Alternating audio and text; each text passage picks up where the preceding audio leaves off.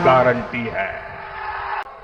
जब बंगाल की बेटियां न्याय मांगती हैं तो टीएमसी की निर्मम सरकार बेटियों को एक ही बात कहती है, रेप से बचना है, जिंदा रहना है तो घर से बाहर ही न निकलो। ये टीएमसी बोल रही है, सरकार दीदी के बाद ये बोल रहे हैं। पहले चरण के मतदान ने ये पक्का कर दिया है कि कई जिलों में टीएमसी का खाता भी नहीं खुलेगा। दूसरे चरण में आपको टीएमसी की करारी हार पर और विकसित बंगाल के संकल्प पर पक्की मोहर लगानी है। लगाओगे? ज्यादा से ज्यादा मतदान करोगे? ये कल जो हुआ है उसका रिकॉर्ड तोड़ोगे? ये कल जिन्होंने मतदान किया है उन्होंने आपके लिए चुनौती खड़ी कर दी है। करोगे मतदान इतना? साथियों, बीजेपी की विजय विशाल भी हो, निर्णायक भी हो।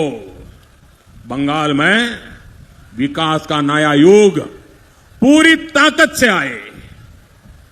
अब 29 अप्रैल को ये काम आपको करना है। ये बंगाल के सामने बहुत बड़ा मौका है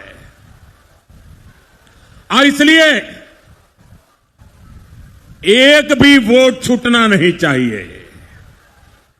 मेरा आपसे आग्रह है, बीजेपी के सभी प्रत्याशियों को भारी बहुमत से जिताकर भेजिए। लंबे समय से बंगाल में परिवर्तन की जो लहर दिख रही थी, कल पहले चरण के मतदान ने उस पर मोहर लगा दी है। कल बीजेपी के पक्ष में जो समर्थन दिखा है उसने बीजेपी की विजय का शंखनाद कर दिया है।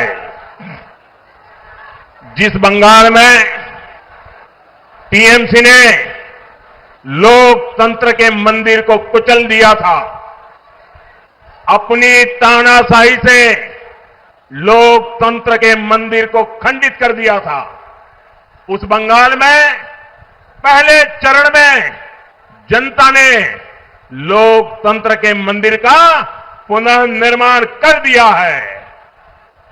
अब दूसरे चरण में आपको इस लोकतंत्र के मंदिर पर विजय ध्वज फहराना है। लेकिन साथियों, इस वजह से अब टीएमसी बहुत बुरी तरह बौखला गई है। कल रात भर टीएमसी अपने गुंडों को ताकत दे रही थी, मैदान में आओ, मैदान में आओ। मैं बंगाल की जनता से कहूंगा, बीजेपी के सभी कार्यकर्ताओं से कहूंगा, हमें आशीर्वाद देने वाली जनता से कहूंगा, मत भूलिए ये क्रांति की धरती है, ये वीरों की धरती है। और ये मत भूलना, हर बुझता हुआ दीपक थोड़ा फड़फड़ाता है, वैसे ही टीएमसी का दिया बुझने से पहले थोड़ा फड़फड़ा रहा है। यहां जादवपुर में भी सिंडिकेट ने विकास को अपना बंधक बनाया हुआ है। यहां बालू, ईंट और सीमेंट की सप्लाई पर किसका कब्जा है? क्या ये किसी से छिपा है? बीते वर्षों में अवैध निर्माण में के मामले कई गुना बढ़ गए हैं। जो लोग खुद को जादवपुर का शुभचिंतक कहते हैं, वो जमीनों पर अवैध कब्जा कर रहे हैं। जादवपुर के वेटलैंड्स को देख लीजिए, यहां लैंड माफिया कैसे पर्यावरण को निगल रहे हैं। क्या ये सब बिना निर्मम सरकार की मिलीभगत के हो सकता है? और अगर कोई अपनी जमीन पर घर बनाने की कोशिश करे तो उन्हें सिंडिकेट वालों को प्रोटेक्शन मनी देनी पड़ती है। ऐसे हालात को हमें बदलना ही होगा। आज बंगाल 15 साल के महाजंगल राज से परेशान है। 15 सालों के महाजंगल राज में यहां बहुत खून बहाया गया है, लेकिन अब बंगाल में नई क्रांति का आरंभ हो रहा है। इस क्रांति के मूल में आप है, जनता जनार्दन है, यहां के नौजवान है, यहां की बहनें हैं, बेटियां हैं, यहां का किसान है, यहां का मजदूर है। और ये क्रांति आने का रास्ता क्या है?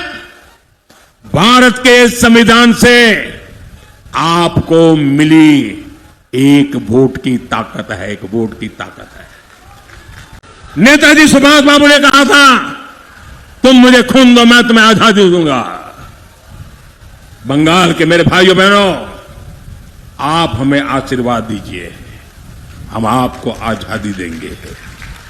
आप हमें आशीर्वाद दीजिए, हम आपको आजादी देंगे। आजादी टीएमसी के भय से, आजादी टीएमसी के भ्रष्टाचार से, आजादी टीएमसी की सिंडिकेट से, आजादी बेटियों पर अत्याचार से, आजादी पलायन की मजबूरी से, आजादी बेरोजगारी और बेकारी से, आजादी घुसपैठियों से, कब्जे से। साथियों, कमल छाप पर दिया आपका हर वोट पढ़ाई, कमाई, दवाई, सिंचाई और सुनवाई, हर चीज की आजादी देगा। कमल छाप पर दिया आपका हर वोट उस सोच से आजादी देगा जो बंगाल में हिंसा और रक्तपात को बढ़ावा देती है। आपके सपनों को उड़ान देगा, बंगाल को फिर से भारत का नंबर 1 स्टेट बनाएगा। कमल छाप पर दिया आपका हर वोट बंगाल को डॉक्टर श्यामा प्रसाद मुखर्जी के सपनों का बंगाल बनाएगा। टीएमसी एक महिला विरोधी पार्टी है और BJP women lead development model पर चलती है। आप देखिए, जिस मां ने अपनी बेटी को डॉक्टर बनाया और जिसकी बेटी को टीएमसी के महाजंगल राज ने छीन लिया, बीजेपी ने उस मां को अपना उम्मीदवार बनाया है। बीजेपी ने संदेश खाली की पीड़ित बहनों को भी नेतृत्व का अवसर दिया, लेकिन टीएमसी इन्हीं बहनों को गाली देने में जुटी है। साथियों, जब बंगाल की बेटियां न्याय मांगती हैं, तो टीएमसी की निर्मम सरकार बेटियों को एक ही बात कहती है, रेप से बचना है, जिंदा रहना है तो घर से बाहर ही न निकलो। ये टीएमसी बोल रही है, सरकार की भी ये बात ये बोल रहे हैं। और कुछ सरफरे लोग मेरे इतने ही वाक्य निकाल करके कल चालू कर देंगे सोशल मीडिया में, और इसलिए मैं पूरा वाक्य कह रहा हूं, ये टीएमसी के लोग बोल रहे हैं। ये नहीं चाहते बेटियां खुले में घूमे, खुले आसमान के सपने देखे। साथियों, मैं आज बंगाल की हर बेटी को ये भरोसा दिलाने आया हूं, बीजेपी बेटियों के सपने नहीं कुचलने देगी।